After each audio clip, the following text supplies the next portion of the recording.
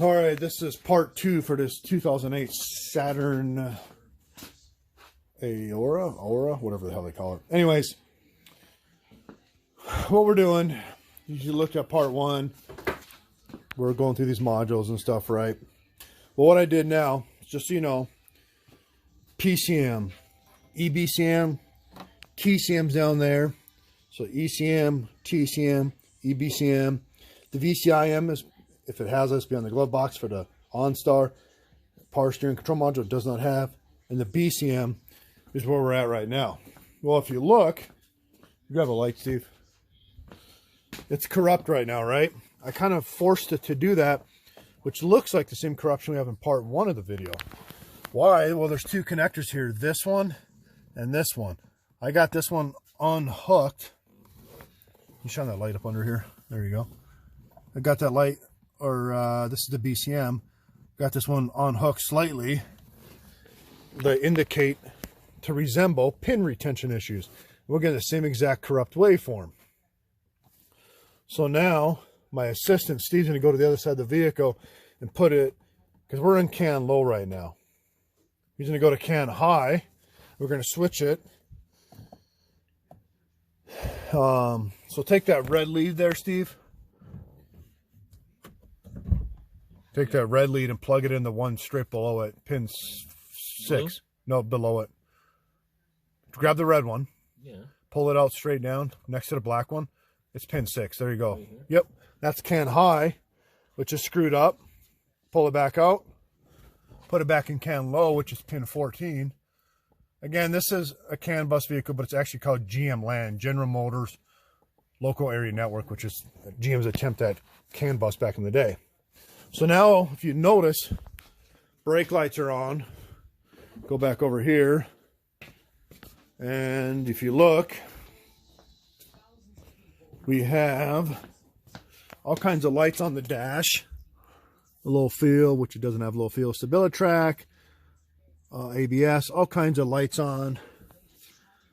I'm going to hook up my dongle now and show you if we have any comm to the modules or not. We're just resembling it now. All right, so still messed up. We're using a different scan tool and scope. That's fine. Diagnosis, just go to control unit, or auto scan, I mean. While it's scanning, let's read the bus. Still corrupt. See if we have comm to any of these modules. Well, it's doing the engine computer. It passed the engine computer. It passed the training computer. We already lost comm. We're not using the topology like we have in the Ultra. Same stuff though. We have no comm to the engine, no comm to the TCM, probably not the EBCM, all this other stuff. But we're probably going to have comm to the BCM because that's the first one in this line. The way GM wired his GM LAN. Their attempt at CAN. So we got comm to the airbag, comm to the BCM. Again, the airbag's on a different, that's low speed CAN. But this is the one we're concerned with. If you go back to the scope, it's messed up. We're resembling it there, which I'm going to show you in a second. Somebody's been in here because there's an aftermarket zip tie on this one, and I pulled it off. There's dielectric on that connection. They don't put dielectric on these from the factory. So we'll let that continue to scan. Continuing the scan. It's looking for all the modules on the bus.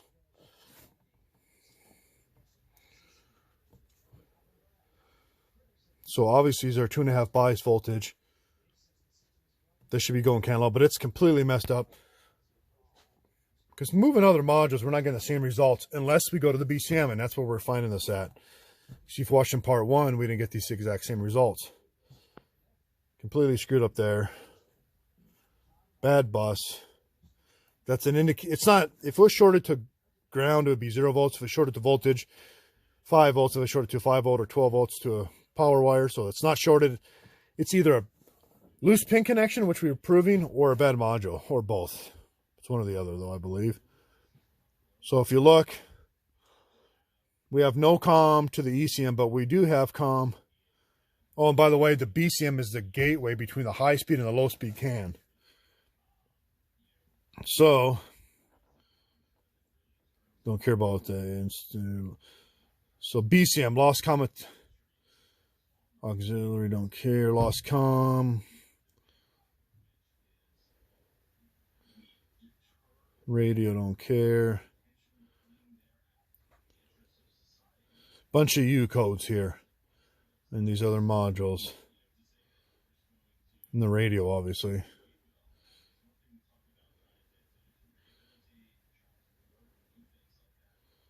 Yeah, lost com with a bunch of stuff, but no com to the ECM, the TCM, the EBCM, all that stuff. And it's showing auxiliary body control module. But if you go back to this,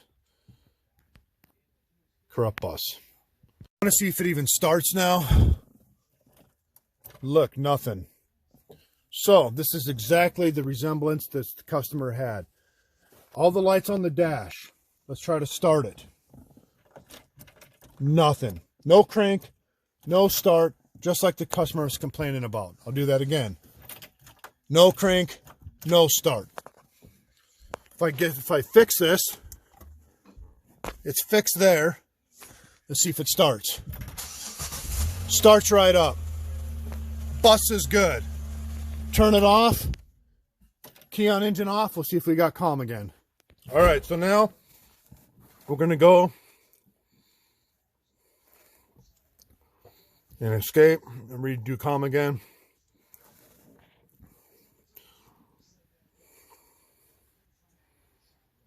Key on engine off. Engine computer back online. Codes, transmission computer back online. Codes, we'll let it scan here. All right, so I'm going to pause it here. So I don't care about the other modules right now. I'm going to go to the report.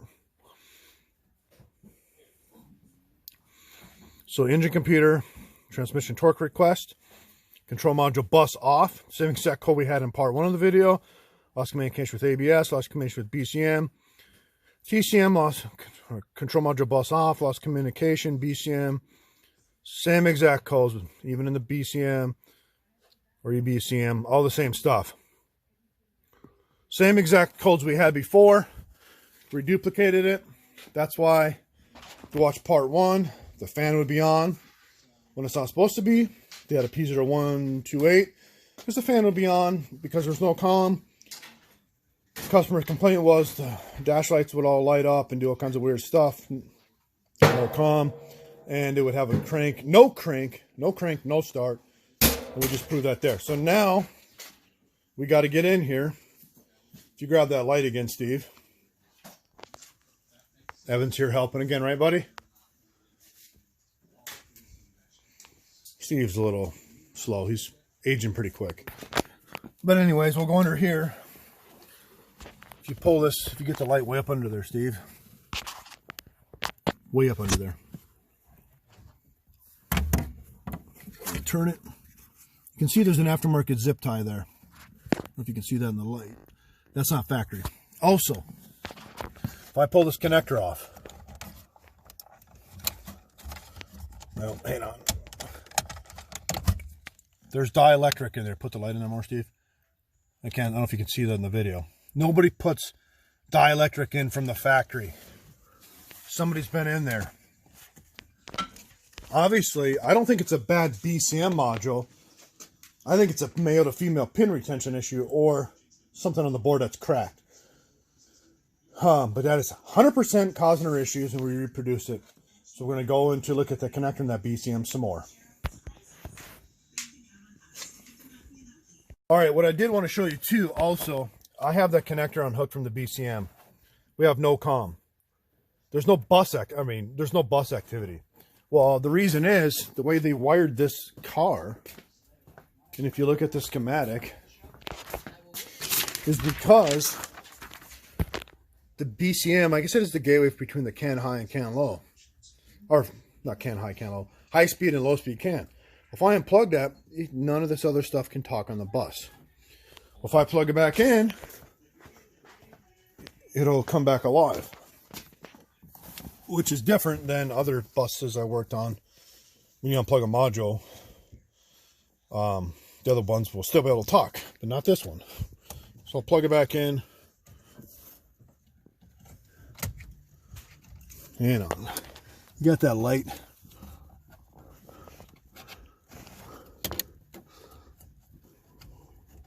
What a pain in the butt to film and do this. All right, pull that out. Bus is back online, and I latched it. Still got me concerned with those arcs going up, but I have to go in there, like I said, and check the pin retention out. And I guess the customer did say, I said in part one, I thought it was worse when it was cold. No, it's actually worse when it's warm, which would make sense for pin retention. We're getting the shop nice and warm in here, and it's starting to act up some more. Might have to take a heat gun to resemble that as well. Some more to come. All right, so I took the body control module out of the car. And if you look, some power and ground checks there, power and ground connections, same thing there. But this is the connector we're having issues with. If you look, there's dielectric grease in there. That's not from the factory at all. These other ones don't have any of that. So somebody obviously has been in there probably for the same issue maybe. But if you look, connector X2 on the BCM is this guy right here. You got pin 1 and 2 is your high-speed CAN positive, and then 19 and 20 is your high-speed CAN negative. And then also in here, like I said, it's the central gateway, or it's a gateway between a high and low speed CAN. Well, if you go down to, here's your low speed CAN, which we're not concerned with. But 1 and 2, 19 and 20. So tan and black and tan. Well, and if you look at the wires, you can hardly film this at the same time. I got it all apart here. I got that back shell off there.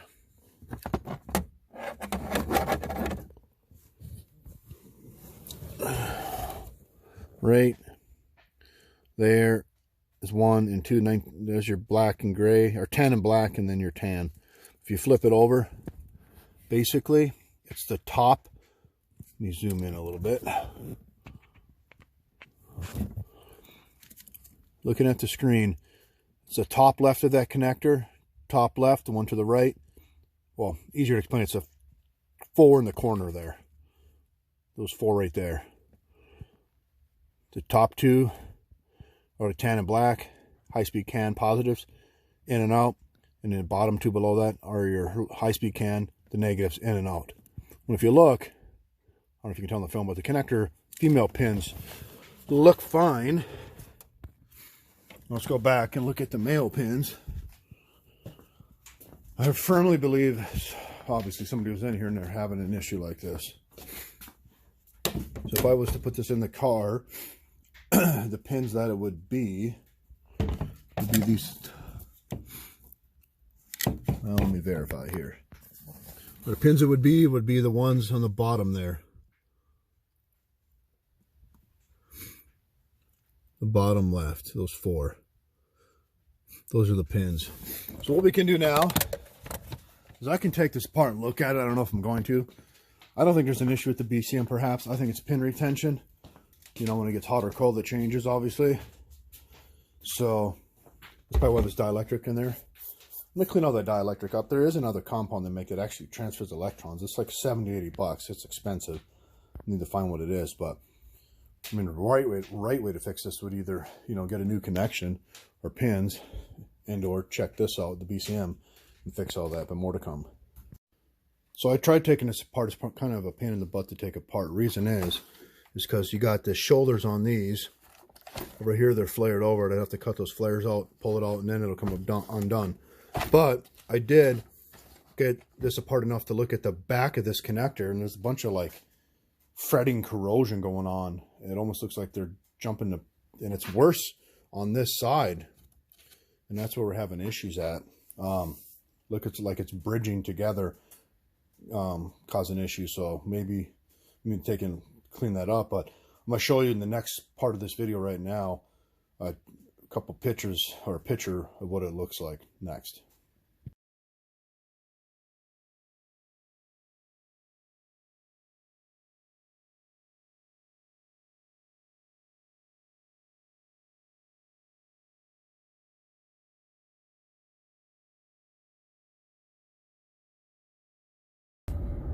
All right, so in those last two pictures, I mentioned or talked about fretting corrosion, but I guess I don't think that's what it is.